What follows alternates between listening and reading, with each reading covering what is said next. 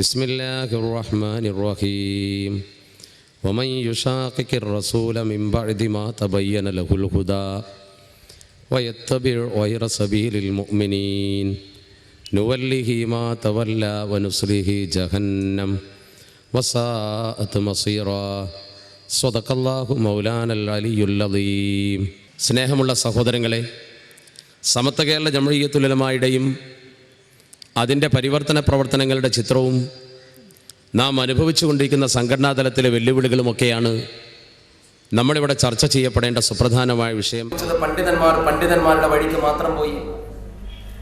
അവരും പമ്പന്നന്മാരായ ആളുകളും സാധാരണക്കാരും കൂട്ടുചേർന്നുകൊണ്ട് ദീനിന്റെ പ്രബോധനത്തിന് വേണ്ടി ഒരു ഭൂമിക തയ്യാറാക്കിയില്ല.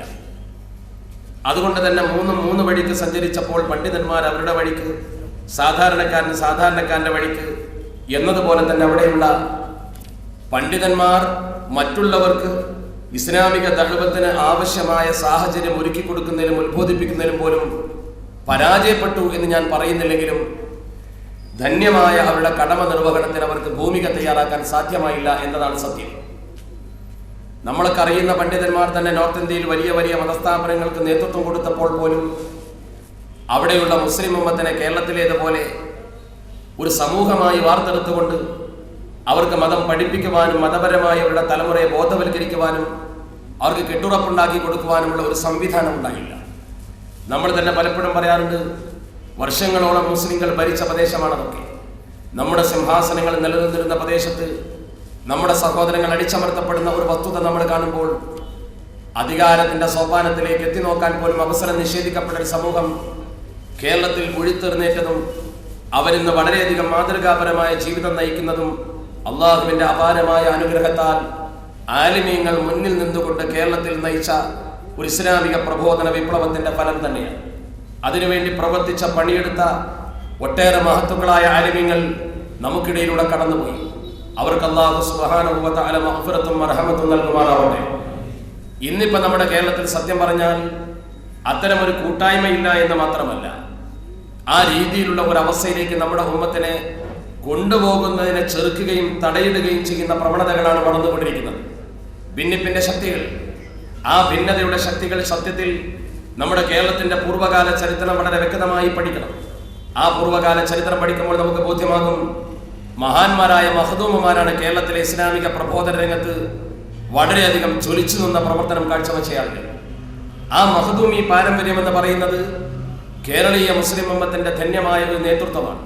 അവരുടെ സകലമാന പ്രശ്നങ്ങളിലും നേതൃമഹിമയോടെ കാര്യങ്ങൾ കൈകാര്യം ചെയ്ത ഒരു ജനസമൂഹത്തിന്റെ വ്യക്തിമുദ്ര പതിപ്പിച്ച പ്രവർത്തനം ചരിത്രമാണ് വളരെ വ്യക്തമായി നമ്മളോടത് പറയുന്നത്. മാലിക് ഇബ്നു ദിനാർ റളിയല്ലാഹു തആല അൻഹും സംഘവും ഇസ്ലാമിക പ്രബോധന പ്രവർത്തനം ഇവിടെ നിർവഹിച്ച് അവർ ഒരുപാട് പള്ളികൾ നിർമ്മിച്ച് ജനങ്ങൾക്ക് നേരിട്ട് ഇസ്ലാമിക ബോധനം നൽകി.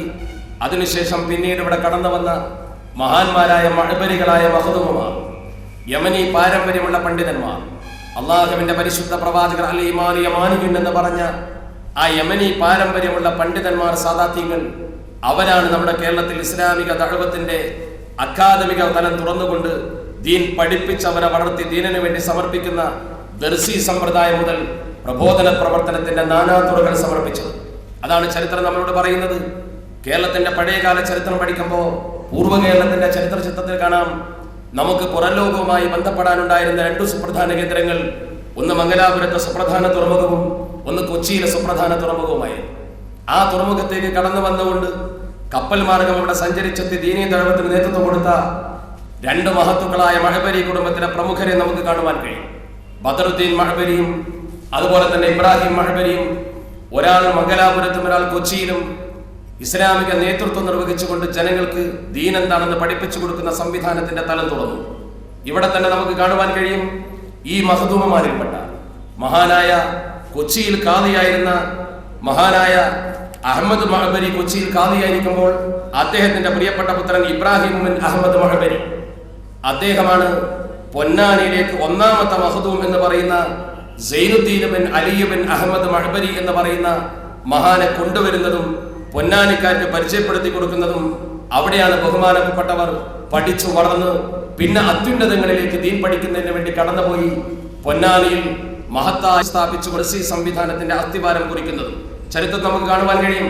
ഹിജ്റ വർഷം 871 AD 1467 ജനിച്ച മഹാനായ മഖ്ദൂം ഒന്നാമൻ. ശരിക്കും ഈ മഖ്ദൂമിങ്ങൾ കടന്നു വരുന്നത് കേരളത്തിന്റെ പഴയ ചരിത്രം പഠിക്കുമ്പോൾ കാണാൻ കഴിയും, തമിഴ്നാട്ടിലെ കോറമാണ്ടൽ തീരത്തു നിന്നാണ്. തമിഴ്നാട്ടിലെ ഈ കോറമാണ്ടൽ തീരത്തിന് ഒരു പ്രത്യേകതയുണ്ട്. അത് സിലോണിലേക്ക് തുറക്കുന്ന ഒരു വഴിയാണ്.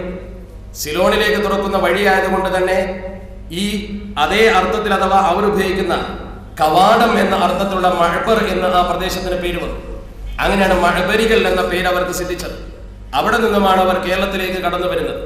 അങ്ങനെയാണ് കൊച്ചിയിൽ വന്ന് കൊച്ചിയിൽ നിന്ന് പിന്നീട് പൊന്നാനിയിലേക്ക് ഇസ്ലാമിക ദഅവത്തിന് വേണ്ടി മഖ്ദൂം ഒന്നാമനെ കൊണ്ടുവരുന്നതും അദ്ദേഹമാണ് കേരളത്തിൽ ആദ്യമായി വിദേശത്ത് പോയി വൈജ്ഞാനിക രംഗത്ത് ജ്വലിച്ചു നിൽക്കുന്ന പാരമ്പര്യം ഉണ്ടാക്കിയത്.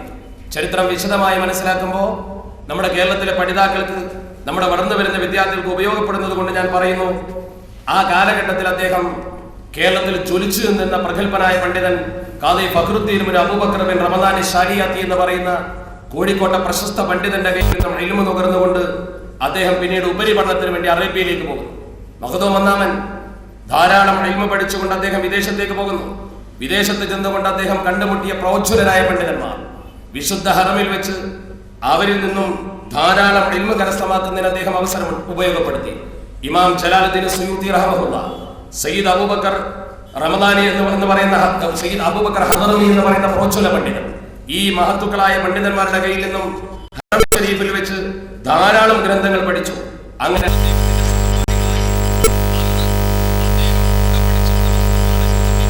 കമാലുദ്ദീൻ ദിമിഷ്കി, ശിഹാബുദ്ദീൻ ഹിംസി എന്ന് പറയുന്ന ചരിത്രത്തിൽ ഏറെ അറിയപ്പെടുന്ന പ്രോജ്വലരും പ്രഗത്ഭരുമായ പണ്ഡിത മഹത്തുക്കളൊക്കെ, ഞാനിത് സൂചിപ്പിച്ചത് അദ്ദേഹത്തിന്റെ സമശീർഷരായ പണ്ഡിതന്മാർ, അദ്ദേഹത്തിന്റെ സതീർത്ഥ്യന്മാർ, അദ്ദേഹത്തിന്റെ ഗുരുജനങ്ങൾ, ലോകത്തറിയപ്പെടുന്ന പ്രോജ്വലരും പ്രസിദ്ധരുമായ പണ്ഡിത മഹത്തുക്കളാണ്. അവിടെ നിന്നും അദ്ദേഹത്തിന് ഇൽമിന്റെ ദാഹം തീരാത്തത് കൊണ്ട് പിന്നീട് അദ്ദേഹം കടന്നു പോകുന്നത് ഈജിപ്തിലേക്കാണ്. ഈജിപ്തിൽ അദ്ദേഹം കടന്നു ചെന്നുകൊണ്ട് ഖാദി അബ്ദുറഹ്മാൻ അൽ മിസ്രി എന്ന് പറയുന്ന പ്രോജ്വല പണ്ഡിതന്റെ ഗുരുത്വത്തിന് കീഴിൽ ധാരാളം ഇൽമു പഠിക്കുവാൻ അവസരം ഉപയോഗപ്പെടുത്തി. ഷെയ്ഖ് ഷംസുദ്ദീൻ മുഹമ്മദ് ജോജരി തങ്ങളിൽ നിന്ന്, അതുപോലെ തന്നെ സക്കരിയ അൻസ്വാരി തങ്ങളിൽ നിന്ന് ഈജിപ്തിൽ പോയി അൽ അസ്ഹറിൽ നിന്ന് ഇൽമു പഠിച്ചു എന്ന് പറയുമ്പോൾ അന്ന് കേരളത്തിൽ നിന്നും മലയാളക്കരയിൽ നിന്നും വിദേശത്ത് പോയി അത്രമാത്രം ജ്ഞാനം സ്വീകരിച്ച മറ്റൊരു മഹാൻ ഇല്ലായിരുന്നു എന്നാണ് ചരിത്രം പറയുന്നത്. കമാലുദ്ദീൻ മുഹമ്മദ് ബിൻ നബി ഷരീഫ് എന്ന് പറയുന്ന പ്രോജ്വല പണ്ഡിതൻ, ഇവരൊക്കെ അദ്ദേഹത്തിന്റെ ഗുരുനാഥന്മാരാണ്. അദ്ദേഹത്തെ കുറിച്ച് വിശദമായി മനസ്സിലാക്കാൻ സാധാരണക്കാരായ ആളുകൾക്ക് പോലും സി ഗോപാലൻ നായർ എഴുതിയ മലയാളത്തിലെ മാപ്പിളമാർ എന്ന പുസ്തകം ഉപകരിക്കും. വളരെ മനോഹരമായി അമുസ്ലിങ്ങൾ പോലും മഖ്ദൂമിന്റെ പാണ്ഡിത്യത്തെ കുറിച്ച് സഗൗരവം ഉദ്ധരിച്ചിട്ടുണ്ട്. അദ്ദേഹം ഈ സമൂഹത്തിന്റെ മുമ്പിൽ ഇസ്ലാമിക ദഅവത്ത് നിർവഹിക്കുമ്പോൾ ദീൻ എന്താണെന്ന് കേരളത്തിലെ മുസ്ലിങ്ങൾക്ക് അദ്ദേഹം പഠിപ്പിച്ചു കൊടുത്തു.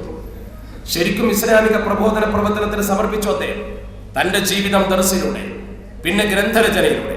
ഒരു പ്രസ്ഥാനത്തിന്റെ വളർച്ച, ഒരു ഇസ്ലാമിക ദഅവത്തിന്റെ മാനദണ്ഡത്തിൽ ഏറ്റവും പ്രധാനമാണ് രചന.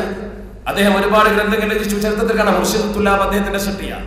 സിറാജുൽ ഖുലൂബ്, ശംസുൽ ഹുദ, തുഹ്ഫത്തുൽ അഹിബ്ബ, ശുഅബുൽ ഈമാൻ, കിഫായത്തുൽ ഫറായിദ്, ഹിദായത്തുൽ അദ്കിയാദ്, ഇതൊക്കെ അദ്ദേഹത്തിന്റെ പ്രോജ്വല രചനകളാണ്. ഈ രചനകളൊക്കെ അദ്ദേഹം നിർവഹിച്ചുകൊണ്ട് ആത്മീയമായും അതുപോലെ തന്നെ നമ്മുടെ സമൂഹത്തെ കാലികമായും അദ്ദേഹം ഉത്ബോധിപ്പിച്ചു. കാലികമായി ഉത്ബോധിപ്പിക്കുക എന്ന് പറയുമ്പോൾ ഞാൻ തന്നെ എന്റെ പ്രഭാഷണങ്ങളിൽ പലപ്പോഴും എടുത്തു സൂചിപ്പിക്കാറുണ്ട്. തഹ്രീദു അഹ്ലുൽ ഈമാൻ എന്ന പോർച്ചുഗൽ വിരുദ്ധ സാഹിത്യം ആദ്യമായി കേരളത്തിൽ വൈദേശിക അധിനിവേശികൾക്കെതിരെ ധീരമായ ഒരു ചെറുത്തുനിൽപ്പിന്റെ ആണിരേഖ തയ്യാറാക്കിയത് ബഹുമാനപ്പെട്ടവരാണ്. പോർച്ചുഗൽ ആധിപത്യത്തിനെതിരെ അതിശക്തമായി ജനസമൂഹത്തെ ഉത്ബോധിപ്പിക്കുന്ന ഗ്രന്ഥം. ഇതെന്ത് സൂചിപ്പിക്കുന്നു? കേവലം പള്ളിമൂലയിൽ ഒതുങ്ങിക്കൂടിക്കൊണ്ട് ഭൗതിക കാഴ്ചപ്പാടില്ലാത്ത, ലോക കാഴ്ചപ്പാടില്ലാത്ത, കേവലം ഒരു മതവിദ്യാർത്ഥിയോ മതപണ്ഡിതനോ മാത്രമായിരുന്നില്ല അദ്ദേഹം. മതപണ്ഡിതൻ എന്നതുകൊണ്ട് നമ്മൾ ഉദ്ദേശിക്കുന്നത് ഇന്നത്തെ യുഗത്തിൽ ഭൗതിക ജ്ഞാനമില്ലാത്തൊരു വ്യക്തിയാണ് നമ്മുടെ മനസ്സിൽ കടന്നു വരുന്നതെങ്കിൽ ഇസ്ലാമിന്റെ പൂർവ്വകാല ചരിത്രം അങ്ങനെയല്ല. പഴയ കാലഘട്ടത്തിലെ കുറിച്ച് നിങ്ങൾ ഓർത്തു നോക്ക്. ഇമാം ഖുർത്തുബി തങ്ങളുടെ നാട്ടിൽ കോർഡോവ സർവകലാശാലയിൽ എല്ലാ ഫന്നുകളിലും ഇൽമു നേടിയ മഹത്തുക്കളായ ആളുകളാണ് പുറത്തു വന്നിരുന്നത്. അവർക്ക് വിശുദ്ധന്മാരുടെ ജ്ഞാനമുണ്ടായിരുന്നു, അവരിൽ മുഹദ്ദിസന്മാരുണ്ടായിരുന്നു, അവരിൽ വിശുദ്ധ ഖുർആൻ പണ്ഡിതന്മാരുണ്ടായിരുന്നു, ആധ്യാത്മിക രംഗത്ത് ജ്വലിച്ചു നിൽക്കുന്ന മഹത്തുക്കൾ ഉണ്ടായിരുന്നു. എല്ലാ ജ്ഞാനവും മുസ്ലിം സമൂഹം പൂർവ്വകാലത്ത് ആർജിച്ചെടുത്തിട്ടുണ്ട്. അങ്ങനെ മുസ്ലിം സമൂഹത്തിന്റെ പ്രോജ്വലമായ ജ്ഞാനത്തിൽ ലയിച്ചു ചേർന്ന മഹാനായ മഖ്ദൂം ഒന്നാമൻ തഹ്രീദ് എഴുതിക്കൊണ്ട് ജനങ്ങളെ പോർച്ചുഗീസുകാർക്കെതിരെ അതിശക്തമായി രംഗത്തിറക്കി. ആദ്യമായി